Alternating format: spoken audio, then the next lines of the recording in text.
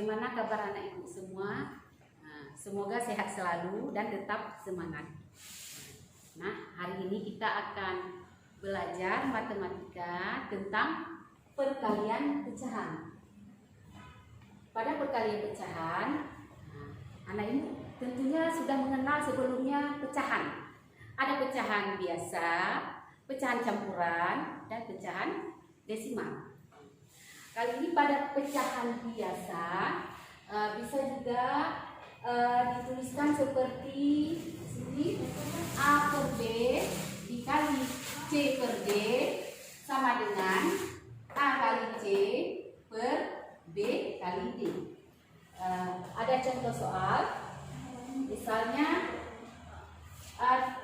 2 per 4 dikali 3 per 4 sama dengan, kita kalikan pembilang dikali dengan pembilang.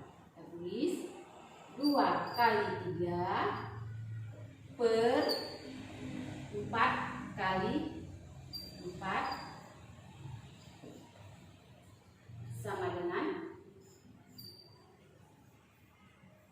2 kali 3 sama dengan 6 per 4 kali 4 sama dengan 16.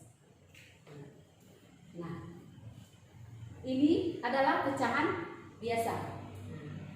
Pada pecahan campuran, contoh misalnya 3/2.